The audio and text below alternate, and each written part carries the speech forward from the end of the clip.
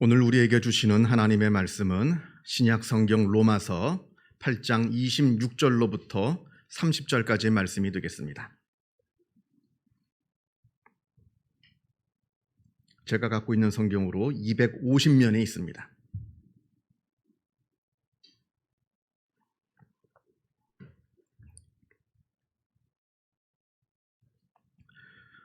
로마서 8장 26절로부터 30절까지의 말씀을 봉독합니다. 이 계시의 말씀을 봉독할 때에 살아계신 하나님의 음성을 다 함께 들으실 수 있기를 바랍니다.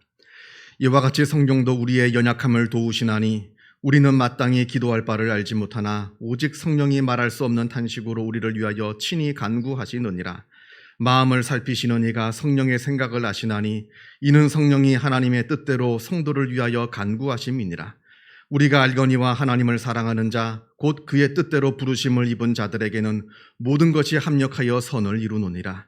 하나님이 미리 아신 자들을 또한 그 아들의 형상을 본받게 하기 위하여 미리 정하셨으니 이는 그로 많은 형제 중에서 맏아들이 되게 하려 하심이니라.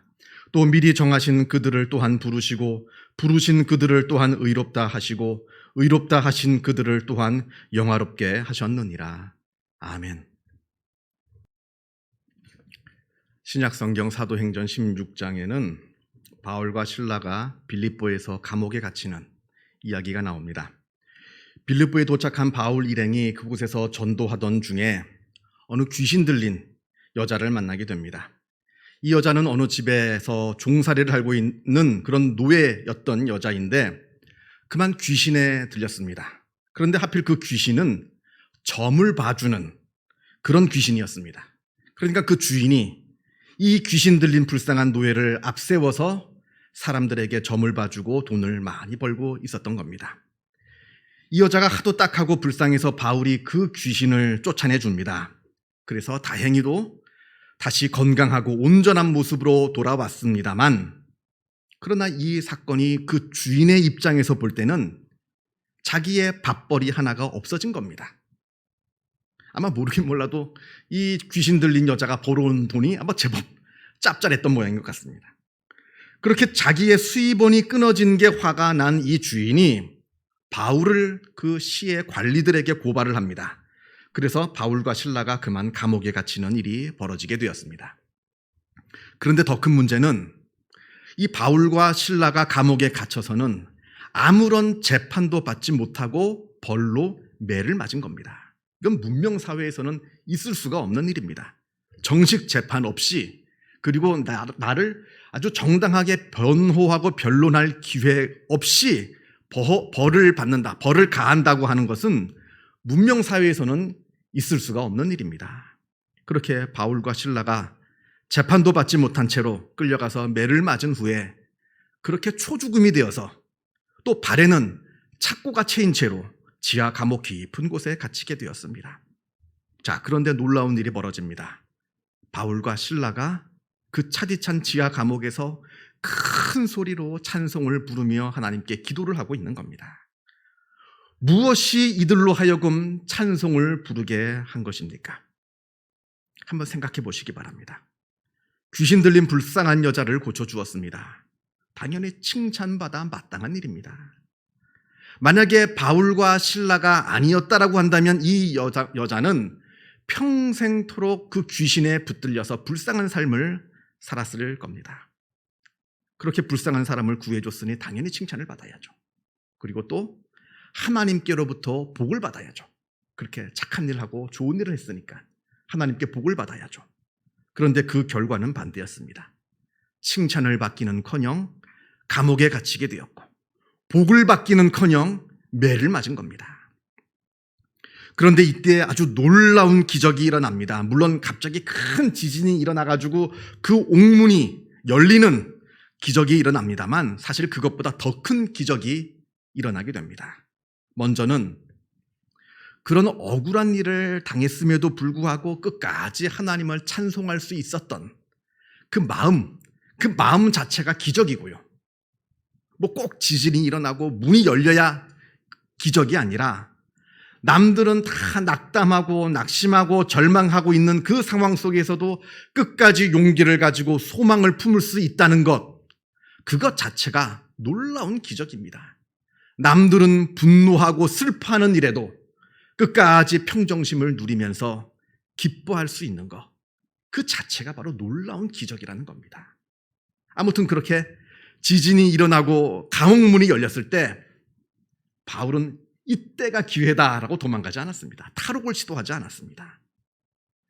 그렇게 갑자기 감옥문이 열려 있는 그 상황을 본 간수 하나가 바울과 실라가 도망간 줄 알고 탈옥한 줄 알고 그 일에 책임을 져야 할 그 책임이 너무나 무서워서 그만 그 자리에서 자살을 하려고 합니다. 그때 바울이 우리가 다 여기 있노라, 우리가 탈옥하지 아니하고 우리가 다 여기 있노라 외치면서 그 간수를 진정시킵니다. 그리고는 그 간수에게 복음을 전해서 그 간수뿐만 아니라 그 간수의 모든 가족들이 다 구원받는 놀라운 일이 벌어집니다. 이게 기적인 겁니다. 바로 이것이 바로 놀라운 기적인 겁니다. 결국 따지고 보면요, 바울이 억울하게 감옥에 갇혀 있기 때문에 그 간수가 구원을 받게 된 겁니다. 생각해 보면 만약에 바울이 이때 억울하게 감옥에 갇히지 않고 그냥 밖에 있었다라고 한다면 이 간수는 아마 구원받지 못했을지도 모른다 하는 우리가 이제 합리적인 추측을 해볼 수가 있게 됩니다. 여기에 하나님의 놀라운 섭리와 경륜이 들어있는 겁니다. 물론 바울이라고 하는 개인적인 입장에서만 보면야 억울하고 또 괴로운 일이죠. 그러나 그 일을 통해서 하나님의 놀라운 구원의 역사가 일어나게 된 겁니다. 바울이 그 차디찬 감옥바닥에서 찬송을 부를 수 있었던 이유는 아마도 여기에 있었을 겁니다. 이 고난을 통해서, 이 억울한 일을 통해서도 분명히 하나님의 선하신 놀라운 역사가 이루어지게 될 것이다, 이것을 확신하고 또 소망하였기에 그 힘든 고난 중에서도 하나님을 끝까지 찬양할 수 있었던 것이라 저는 그렇게 생각을 합니다. 바울이 사도로서 본격적인 사역을 시작한 것은 1차 선교 여행 때부터입니다. 바울이 1차 선교 여행을 나서면서 본격적으로 사도로서 사역을 시작하게 되었는데 이때가 주후 45년의 일이라 이렇게 봅니다. 그리고 바울이 그 선한 싸움을 다 마치고 달려갈 길을 다 달린 후에 로마에서 순교한 것이 64년입니다. 그러니까 바울은 복음 전도의 그 사명을 모두 19년간 감당을 하게 되었습니다. 그 19년간 바울은 아주 열심히, 아주 열정적으로 복음 전도의 사명을 잘 감당하였는데, 그런데 바울이 이렇게 복음 전도의 사역을 감당하는 동안에 감옥에 여러 번 갇히게 됩니다. 사도행전을 보면 3번 감옥에 갇히는 이야기가 나오는데, 그러니까 적어도 바울은 3번 이상 감옥에 갇히게 된 겁니다. 가장 먼저는 방금 말씀드린 빌립보 감옥. 물론 매를 맞긴 했습니다만 그때는 금방 풀려났습니다. 바울이 그 자살하려던 그 간수를 구원시키고 또 그 다음날, 바로 그 다음날 바울이 그 감옥의 소장을 만나서 나는 로마 시민권자인데 당신이 어떻게 감히 로마 시민권자인 나를 재판도 하지 않고 매를 때렸냐 항의하는 바람에 그 소장이 두려워서 무서워서 금방 바울을 풀어주었습니다. 자, 그렇게 하고 2번 더 감옥에 갇히는 이야기가 사도행전에 나오는데, 근데는 그 다음번에 2 감옥의 이야기는 좀 상황이 좀 다릅니다. 먼저 가이사랴 감옥에서는 바울이 체포가 돼가지고 재판을 아주 2년 동안 받습니다. 혐의가 없어요. 근데 풀어줄 수가 없어요. 아주 애매한 상황에 놓여있기 때문에 2년간 미결수로 가이사랴 감옥에 갇혀있게 됩니다. 그러다가 바울이 내가 로마 황제에게 가서 재판을 받겠다 해서 로마로 가서 로마 감옥에 갇히게 되는데, 그 로마 감옥에 갇혀있는 기간이 무려 5년입니다. 5년. 그러니까 바울이 모두 19년이라고 하는 바울의 사역 기간 동안에 바울이 감옥에 갇혀있던 때가 무려 7년입니다. 7년. 7년이라고 하는 긴 시간 동안 꼼짝도 하지 못하고 가만히 감옥에 갇혀 있었던 겁니다. 상상을 한번 해보시기 바랍니다. 보통 사람들 같았으면 안달이 났겠죠. 또 하나님을 원망했을 겁니다. 내가 하나님의 일을 하고자 하는데 왜 나를 풀어주지 아니하고 이곳에 잡아두고 있느냐? 하나님을 원망했을 겁니다만 바울은 달랐습니다. 바울의 서신 중에 빌립보서 1장을 보면 바울이 이렇게 말을 합니다. 참고로 빌립보서는 물론 논란의 여지가 있습니다만 많은 학자들이 판단하기에 빌립보서는 바울이 로마 감옥에 갇혀서 순교하기 직전에 쓴 서신이라 이렇게 봅니다. 여러분 한번 빌립보서를 다시 한번 읽어보시기 바랍니다. 놀라실 겁니다. 이 편지가 어떻게 죽음을 앞둔 사람이 쓴 편지인가? 이 서신 안에 가장 많이 나오는 단어가 있는데 그게 바로 기쁨입니다. 기쁨. 그래서 이 빌립보서의 별명이 기쁨의 서신입니다. 기쁨의 서신. 아무튼 빌립보서 1장을 보게 되면 바울이 이렇게 말합니다. 너희 안에 착한 일을 시작하신 하나님께서 그 착한 일을 끝까지 이루실 줄을 확신한다 합니다. 여기서 말하는 착한 일이란 구원을 말합니다. 너희에게 구원을 허락하신 하나님께서 그 구원을 끝까지 이루게 하실 것이다. 물론 탄압이 있고 유혹이 있습니다만 그러나 너희는 끝까지 너희의 믿음을 버리지 아니하고 너희의 구원을 완성할 것이다 하는 그러한 확신이 나에게 있노라. 그래서 나는 너희를 생각할 때마다 하나님께 감사를 드린다 이렇게 말합니다. 그리고 지금은 비록 내가 이렇게 차디찬 감옥바닥에 갇혀있는 영어의 신세에 놓여 있지만 그럼에도 불구하고 지금 내가 이 감옥에 있는 것이 오히려 복음을 전파하기에 더 좋은 기회이다. 왜냐하면 이곳 감옥을 지키고 있는 로마 군인들한테 복음을 전할 수 있는 기회가 되었거든요. 특별히 로마 군인들 중에 고위직에 있는 장교들에게 복음을 전할 수 있는 아주 좋은 기회가 되었기 때문에 지금 내가 이렇게 감옥에 갇혀있는 이 사건도 이 일도 오히려 나에게는 큰 기쁨이 된다 이렇게 말을 하고 있는 겁니다. 미국의 유명한 철학자 에리 프롬이 쓴 희망의 혁명이라고 하는 책이 있습니다. 지금 현재 우리 인류가 처한 이 상황이 얼마나 절망적인 상태인지 경고하면서 지금 당장이라도 혁명이 일어나야 우리 인류에게는 소망이 있다. 여기서 말하는 혁명이란 프랑스 혁명이나 볼셰비키 혁명 같은 어떤 폭력적인 혁명이 아니라 인간의 문화적이고 정신적인 의식의 혁명을 말합니다. 이 혁명이 일어나야 우리 인류에게는 희망이 있다 하는 내용의 책입니다. 이 책에서 프롬이 말하기를 인간이 갖고 있는 욕구를 둘로 나누어 설명을 합니다. 하나는 생존을 위한 욕구, 다시 말하면 육체적인 욕구를 말합니다. 그리고 또 다른 욕구는, 두 번째 욕구는 초생존적인, 초월적인, 생존을 초월한, 그러니까 정신적인 욕구죠.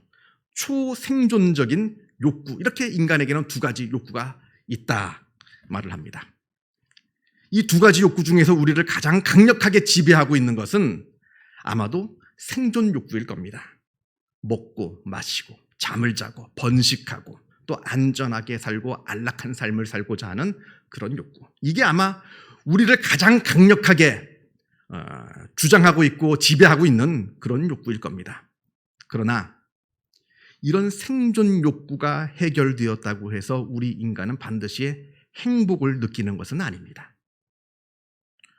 초생존적인 욕구, 다시 말하면 정신적인 욕구가 충족되어야 그제서야 인간은 행복하다 하는 느낌을 받게 된다는 겁니다. 예를 들어서 운동 경기 중에 체급을 나눠서 하는 경기들이 있습니다. 예를 들면 권투, 레슬링, 유도 그런 경기들이 있는데 그 경기들을 하는 선수들을 보면 개체량을 통과하기 위해서 부단히 식단을 조절합니다. 먹고 싶은 거 마음대로 못 먹습니다. 정해져 있는 것만 먹고요. 또 먹을 수 있는 것도 내 마음껏 양껏 다 먹지 못합니다. 정해진 양만 먹게 됩니다. 그리고 그 개체량을 통과해야 되는 그 당일날은 그날은 아예 물도 못 마십니다. 땀을 계속해서 쏟아내서 체중을 줄이는데 이때는 살을 빼는 게 아닙니다. 살은 빠질 대로 다 빠졌습니다. 더 이상 뺄 살도 없어요. 이때는 물을 빼내는 겁니다. 내 몸 안에 있는 물을 다 빼내는 겁니다. 그래서 체중을 줄여서 간신히 개체량에 통과를 합니다. 고되죠. 굉장히 고된 일입니다. 먹고 마시고 하는 것이 인간의 가장 근본적인 본능일진데 그 본능을 거슬러서 모든 걸 다 참아내고 인내하면서 그 시합에 나가려고 하는 그 이유가 도대체 뭡니까? 먹고자 하는 그 욕망을 버리면서까지 그 시합에 나가고자 하는 그 이유가 뭐냐는 말입니다. 그건 먹고 마시는 기쁨보다 더 중요한 기쁨을 얻고자 하기 때문에 그러합니다.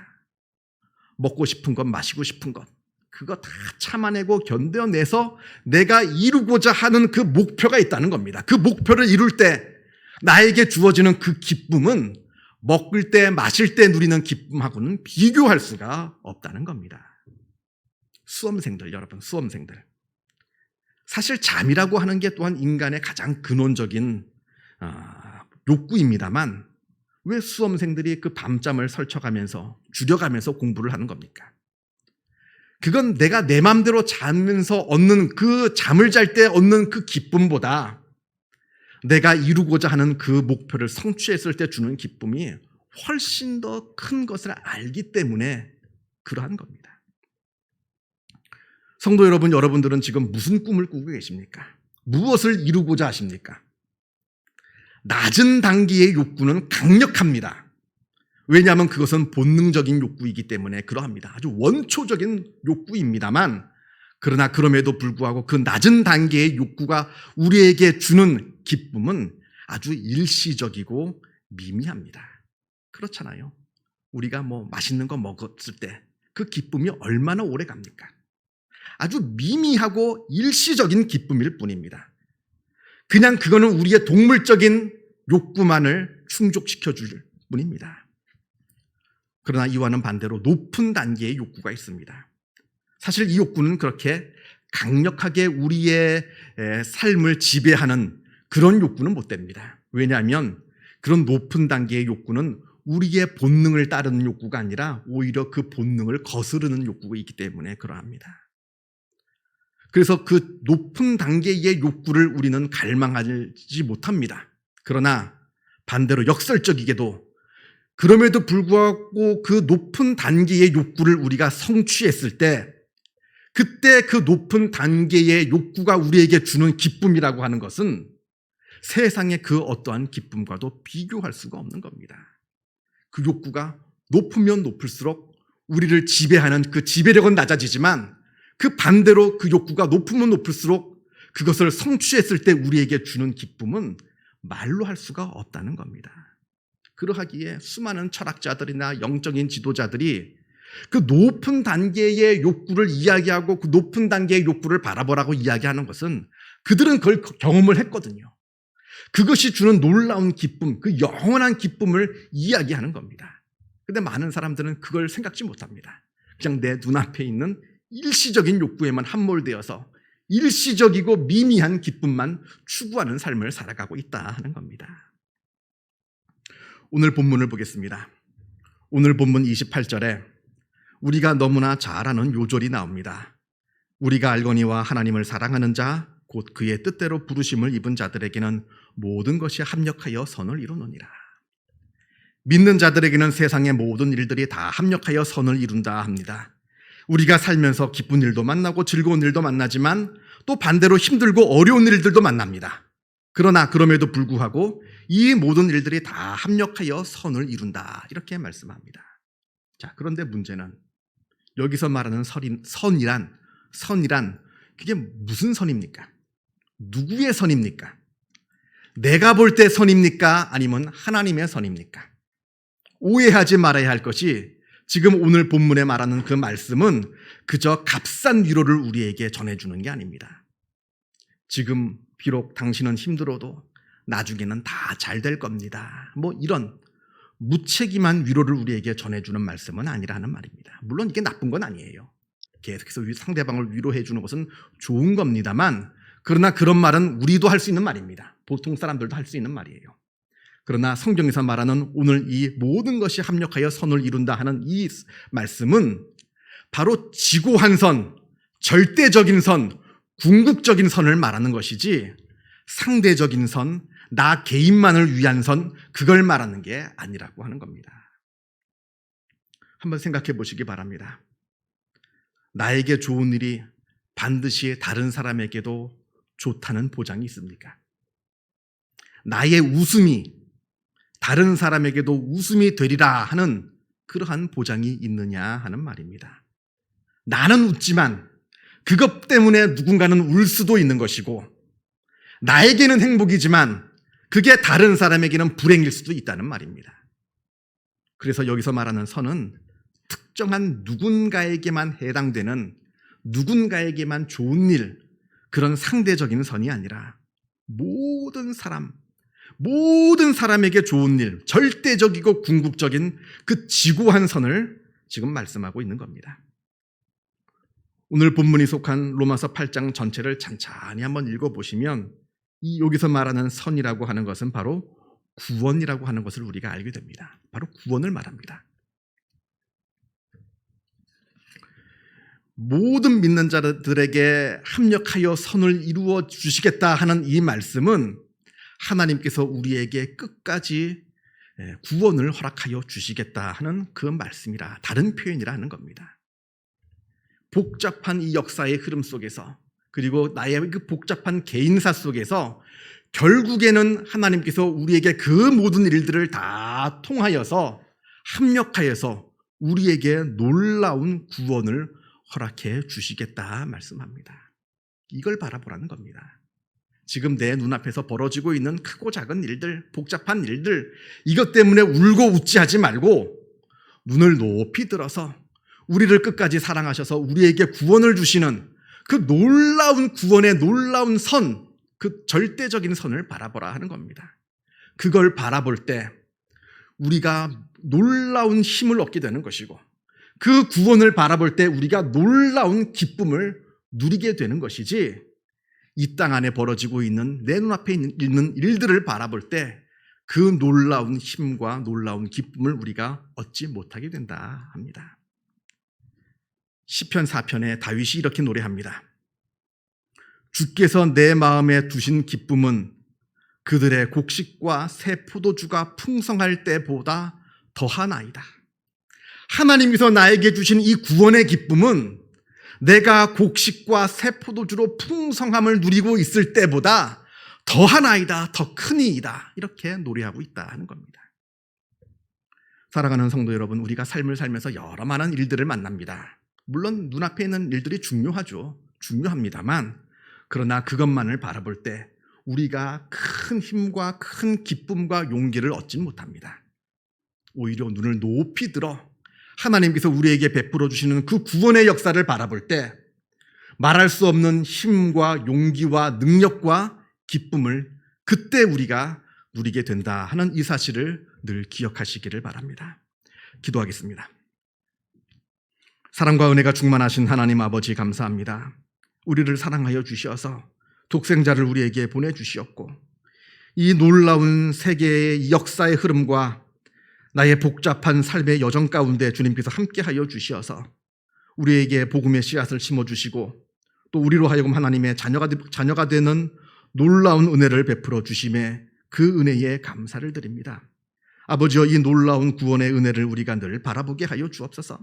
세상은 요동치고 또 세상은 흔들립니다만, 그러나 이 세상을 바라보면서 함께 흔들리고 함께 요동치지 않게 하여 주시고, 눈을 높이 들어 나를 사랑하시는 하나님, 그 하나님께서 우리에게 베풀어 주시는 그 놀라운 구원의 역사를 바라보게 하여 주시어서 하나님께서 주시는 그 놀라운 평강과 그 놀라운 힘과 그 놀라운 기쁨을 누리며 살아가는 복된 우리의 삶이 되어질 수 있도록 역사하여 주시옵소서. 모든 것 주님께 감사드리오며 이 모든 말씀 우리 주 예수 그리스도 이름으로 기도하옵나이다. 아멘.